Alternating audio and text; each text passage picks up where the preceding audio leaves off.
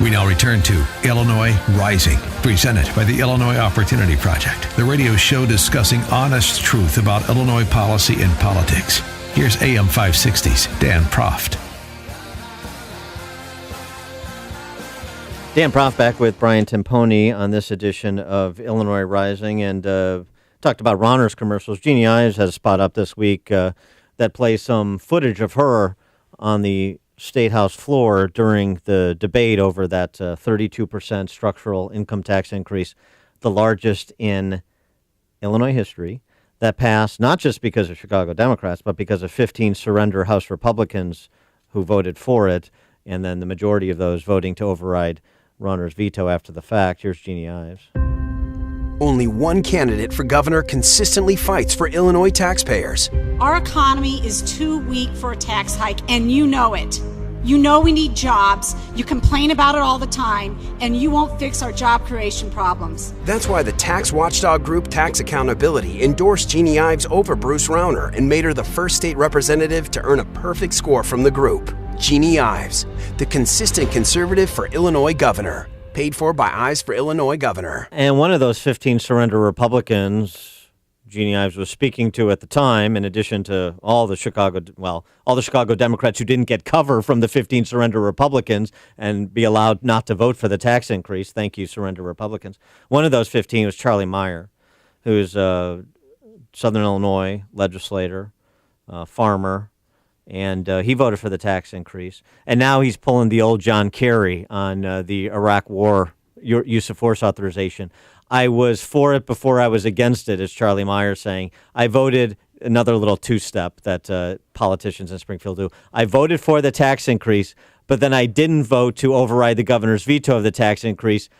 And then what he doesn't say is because I knew we already had enough Republicans voting for the override of the governor's veto, so I could safely not vote for it. That scam that they run. So now you have somebody voting for the largest structural tax increase in Illinois history, in Southern Illinois, and also essentially being duplicitous with his constituents about what he did and how he has tried to middle the issue. It's a huge issue for Southern Illinois, especially for Charlie Meyer's district, which is on the border of Missouri, which has a Republican governor who's actually pro-business, doing the things that Rauner's not doing. It's really easy just to move across the border, Dan, really easy. And so you have Charlie Meyer, who's generated a primary opponent over this issue, and just being kind of generally a go-along, get-along guy in Springfield, which is the case with too many Republicans, and thus you get what you get, which is the worst governed state in the history of America. Charlie Meyer's primary opponent, is a Madison County board member and retired Marine named Don Moore, and Don joins us now. Don, thanks for being with us. Appreciate it. Thank you, Dan. Thanks for having me. So I kind of telegraphed what I think is your impetus to get into the race and challenge Meyer in a Republican primary, but why don't you tell me? Well, you hit it right on, Dan. Whenever I first heard about his vote in favor of this tax increase, I called him up while my family was on vacation out west and let him know that I was not happy with that and I want to know why he did it. And he gave some reasoning, and basically it was that there were compromises built into the budget that would be forthcoming to the Republicans and help the state, but when it all was done and finished, there were no compromises for worker compensation or reforming pensions. So I'm not sure if Mr. Meyer got duped or he just used that as an excuse to get away from voting for the tax increase. Do you think that, this is Brian Timpone, nice to meet you, Don. Do you think that Governor Rauner promised cover in terms of money for folks like Charlie Meyer, and that kind of drove his courage to vote for the tax hike? He thought, hey, I'll have enough money to protect myself and no one's going to challenge me? Brian, I think that's highly possible. I do not know that to be factual, but I think it's possible because I know the governor is supporting Mr. Meyer, as Mr. Meyer has stated recently. So I think he probably felt some kind of bravado that he could defeat a challenger just because he had Governor Rauner's money behind him. And you have State Senator Kyle McCarter supporting you, so you're generating some support from conservative reformers that are in office as well as the grassroots, it seems. Yes, that's correct. In fact, Senator McCarter told Mr. Meyer, and I learned this from the senator, he told Mr. Meyer, if you vote on this tax increase, Charlie, you're going to be primaried. At the time, they didn't know that would be me, but Senator Carter tried to warn Representative Meyer, and other people did too, but he still voted to raise the tax increase. And like Dan laid the groundwork earlier, he kind of did the old Kerry two-step in that he voted for the budget before he voted against it. It's an exact scenario, except within a smaller venue of Illinois. How are folks in your district receiving that? Do they understand what Meyer's trying to do, or are they, frankly, getting fooled by that?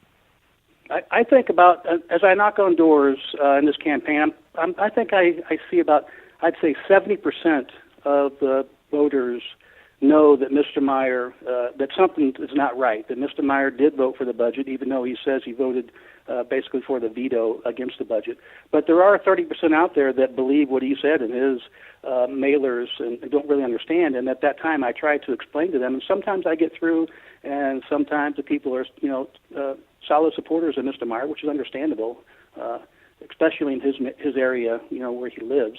But people do know that he did something wrong, and I feel strongly that they're going to be supporting me come March 20th. There was sort of a bizarre story coming out of the Belleville News-Democrat this past week, where there are allegations that Charlie Meyer or the House Republican campaign committee that's supporting him hired a private eye to tail your wife. Explain what you understand about what happened there.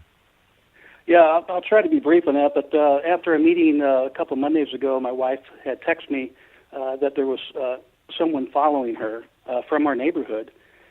She went down to get gas about 5 miles away. The van pulled into the gas parking lot behind her and waited, and then when she left to move on to a different town for an appointment she had, that same van pulled up into the parking lot there. Anyway, I made a beeline for the location where she was at, and she, over the cell phone, told me where this van was located. So I walked up behind the van, I took a photograph, make sure I got the license plates, then addressed the driver by asking him to roll down his window.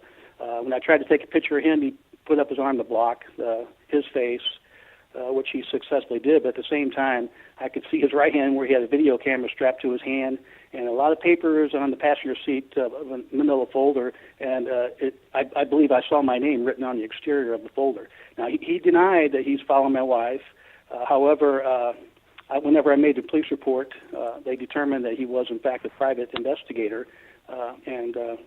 So who would be following my wife? I don't know. This has never happened before. Like I told some people, actually the investigator, when I approached him again later at his home, I told him that my wife is probably the top 1% of the sweetest women on this planet. And for you to be following her and scaring her and my children, I have a serious issue with that as a father and a husband. But the police report has been filed, and it's still continuing. In fact, the investigator on this case from Fairview Heights is up at a gas station right now pulling video footage where the private investigator said he was pumping gas at the same time my wife was there, just out of coincidence, when in fact he was sitting behind her near the car wash, just sitting and waiting for her to leave.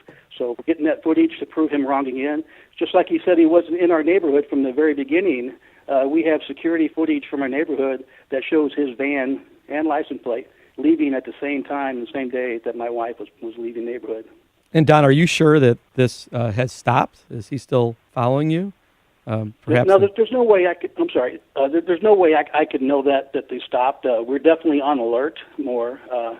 So I really don't know if they stopped, but I'm not stopping. I'm still going after this gentleman, and I doubt if I'm able to confirm who hired him, but I think it's reasonable to assume that my political opponent's campaign has something to do with that. Somewhere, somebody knows something, and I believe it's connected to re-electing Mr. Meyer and opposing me. As somebody who served in the Marine Corps for 2 decades, your thoughts on the handling of veterans who are getting sick and dying and their family members for going on 2.5 years now at the Veterans Home in Quincy, and what you would do about it, or the action that you would attempt to take, at least as one member of the General Assembly were you elected? Well, I do think it's sort of a slap in the face to all disabled veterans that the issue was the way that veterans were looked at after Vietnam. They were looked down upon. There wasn't much put into taking care of them, really. I think this home needs to be, it needs to be looked into, and frankly, I don't think it can be fixed. I think it probably should be shut down and a new facility opened, and trying to, not spend money. I mean, I'm very fiscally conscious regardless of the effort, but I would like to believe that we could get something passed that could find a safe, comfortable, quality of life environment for these veterans to live. All right. He is Don Moore, retired U.S. Marine, current Madison County board member. He's running for state rep in the 108th District in Metro East area against incumbent Charlie Meyer, voted for the Madigan tax hike. Don, thanks so much for joining us. Appreciate it. Thank you, Dan.